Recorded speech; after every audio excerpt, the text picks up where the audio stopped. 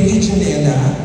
Okay, please remain standing as we lift up our voices to the Philippine National Anthem to be led by Don Vicentius D. San Jose from Mind Builders Preschool. Stand straight, please.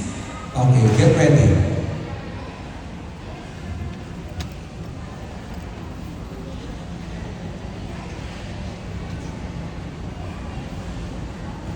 Galing ah. Ready na siya.